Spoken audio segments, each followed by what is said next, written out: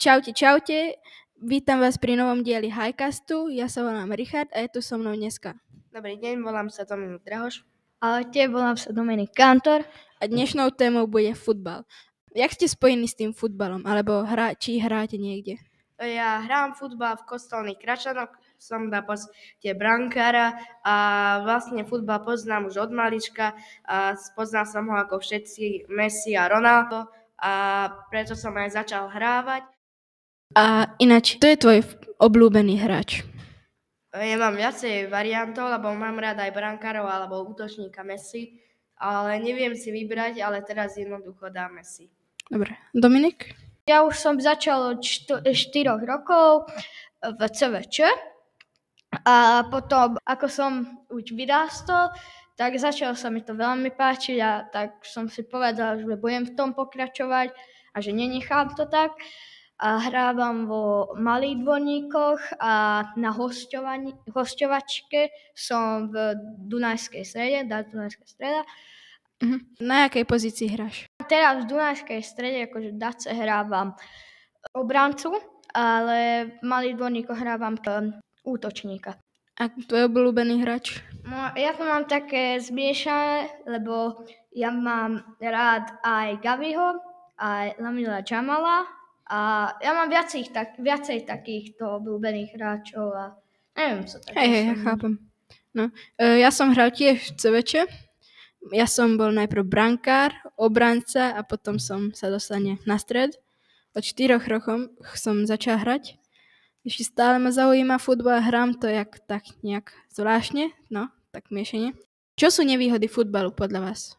Ja si myslím, že nevýhoda je to, že veľa hráčov už, ja si myslím podľa seba, nechcem nikoho uraziť s tým, ale ja si myslím, že už viacero hráčov hrá len pre peniaze a nie je preto, aby vyhrávali, ale aj to, že veľa hráčov hrá agresívne a ja s tým mám problémy s tým, že sú agresívni a niekomu vedia zlomiť niečo, ale aj to sa mi na tom páči, že to agresivita vyvoláva to v tom fanúšikovi, že si to berie vážne a naozaj to chce vyhrať, lebo naozaj, keď niekto ide do ňoho, tak asi tú loptu chce získať pre výhru.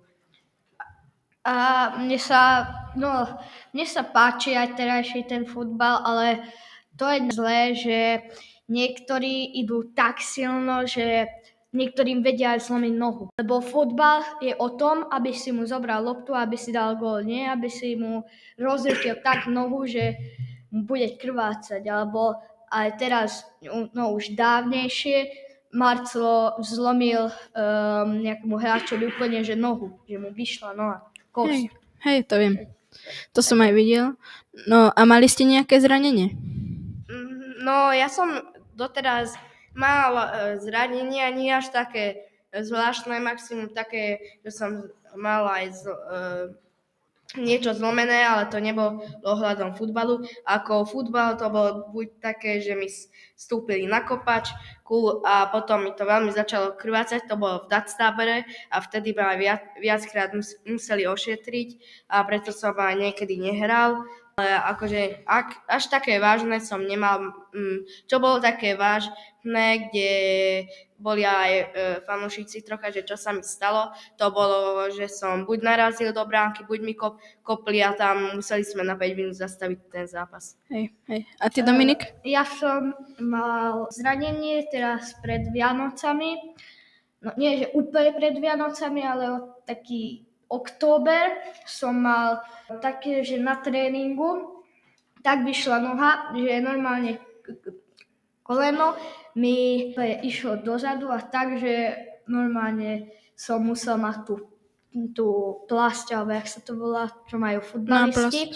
Ale potom som si to aj dal dole, lebo to nepomáha tá až páska, tak. Čo tá páska, drží. Ale to nepomáha až tak. No, mal som také, že mi skopli tak nohu, že mi vyšla noha, alebo takéto. A prečo máte rádi futbal? No, lebo ja si myslím, že je to veľmi dobrý šport, kde sa môžeme naozaj zabaviť s chalami. Ináč si myslím, že je to v pohode šport. Nie je to ani až také súrne, lebo No, v každom športe sa niečo môže stať, ako že ti vyjde noha, alebo že zlomíš si kosť, lebo šport je o tom, že tam musíš aj trpieť, ale aj víťaziť. Hej. A jaký zápas ste videli naposledy? Ja som zápas, ktorý som videl naposledy, čo teraz bolo pred 2 dňami, Real Madrid-Barcelona, kde vlastne Barca prehrala. Ja som videl naposledy Barcelonu vs Real Madrid a Tottenham Hotspurs.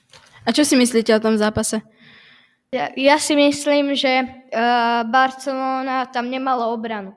Keby tam mali niekoho takého, lebo mali veľmi veľa hráčov, ktorí neboli, lebo mali zranenia. A nemali sme obranu, lebo sme nechali kľudne, aby prešli cez našu obranu. A to sa nemôže tak stať. Ja to beriem vždy tak, že keď prehrá Real Madrid, tak to je Real Madrid, zvykne si vymýšľať a keď Barca vyhraje, tak samozrejme sa tešia, keď Barca prehraje, tak vymýšľajú. Takže ja si myslím, že to tam vždy nejako začnú vymýšľať výhovorky, ale naozaj aj v mojom prípade tam niekto mal zranenú aj celú chrbticu, ako napríklad Ter Stegen, takže ja si myslím, že to naozaj bolo. A čo si myslíte, keď skončil ten zápas, neviem, jak ste to videli, ale Real Madrid fanúšici začali chádzať donútra z GTAčky profilovku, kde je Vinicius, Rodrigo a Bellingham. Áno, to direkt hádzali, lebo oni sú tí útočníci, ktorí tam vždy chodia. Viem, že ste sa pripravovali na tento highcast, tak povedzte mi niečo o tej histórii. Takže celá tá história sa začala vo veľmi dávnej minulosti, keď vymysleli kožené lopty. Predtým, keď ešte objavili loptu na hrane, tak vtedy hrávali futbal, ale iné šport. Vtedy dávnejšie boli také tvrdé tie kožené lopty, že to normálne, keď si kopol do toho, že ti bolela až noha z toho. A v dávnej minulosti aj tí hráči preto nehlavičkovali a tí, ktorí boli chudí, tak vždycky kradli oblečenie od mami, z čoho si vyrábali loptu. Prvý zápas, keď si dobre pamätám, tak medzinárodný bol Anglicko-Škótsko. Áno, hralo Anglicko a Škótsko a stav bol 0-0 a preto to hrali, keďže v Anglicku sa vyvíjal futbal a hneď susedná krajina bolo Škótsko a s tým začali. A viete, koľko členov treba do jedného tímu? 11, tak to je, že 10 a bránkár. A na oboch stranách. A samozrejme manažéra, trénera. Na svete je veľmi veľa klubov. Môj obľúbený klub je zatiaľ Real Madrid. A váš klub, neviem. Ja mám zase veľa variantov ako u hráčov, lebo niekto, to je môj obľúbený, hrá v inom, ale pritom aj ten klub sa mi páči. Teraz jednoducho, čo väčšinou zvyknem dávať, je Barcelona. Môj obľúbený klub je Barcelona a teraz som si veľmi obľúbil Tottenham. Dobre. Hotspur. A viete niečo mi povedať o prvom klube? No, prvý klub, keďže sa to celé začalo vyvíjať v Anglicku, bol Sheffield United. A ako k tomu vlastne prišlo, že sa začne hrať futbal? Vlastne ten futbal sa začal vyvíjať 1500 rokov pred našim letopočtom v Strednej Amerike, kde boli civilizácie Majov a Aztékov. Hralo sa na hracích plochách, ktoré sa volajú ihriska a volá sa to, my to voláme staroveký futbal a potom sa to rozvinulo a volalo sa to harpastu. A chalani, aké ligy poznáme? Ja poznám Champions League, potom Nikkei Liga, Premier League a všelijaké možné ligy. Po celom svete známe. A ktorý je najsilnejší? Ja si myslím, že najsilnejšie je určite Premier League. Ja poznám tak povediac veľa líg, lebo ja pozerávam skoro každý deň zápasy a myslím si, že najsilnejšia je určite, že Premier League a La Liga. A čo si myslíte, ako bude futbal vyvíjať? Určite väčšie štadióny, veľa reklamov, že ten futbal bude po celom svete známe. Už je aj teraz ale ja si myslím, že to bude tak rozvinuté, že aj na Antarktíde sa bude niekedy hrať. Ja si myslím, že futbal má ešte veľkú budúcnosť. Dúfam v tom, že veľa ľudí sa ešte chytne toho futbalu a budú hrať futbal, lebo je to fakt, že výborný šport. Tak teraz strašne veľa ľudí odstúpilo od futbalu a podľa vás bude nejaká nová generácia? No, ja si myslím, že určite, lebo ako Zlatan odstúpil, ako aj Ronaldo, aj Messi budú skončiť svoju kariéru. Máme tam Haalanda, Mbappého, Jamala, veľa hviezd. Haaland a Mbappé budú mať ešte veľkú budúcnosť s tým, ale stále to nebudú tí origináli ako Messi a Ronaldo, ale ja si myslím, že sa to môže vyvíjať. Ja si myslím, že som už povedal, že ešte futbal bude mať veľkú budúcnosť, lebo dúfam, že veľa tých ľudí sa ešte chytne toho futbalu a budú v tom pokračovať. A máme ešte, tak povediať, z mladíkov, ako napríklad Jamal, Gavi, Pedri. Máme takých ešte, ktorí vedia ukázať niečo v tom futbale. Ďakujeme, že ste tu dneska s nami boli. Ďakujem hlavne našim hosťom, Dominikovi a Dominikovi.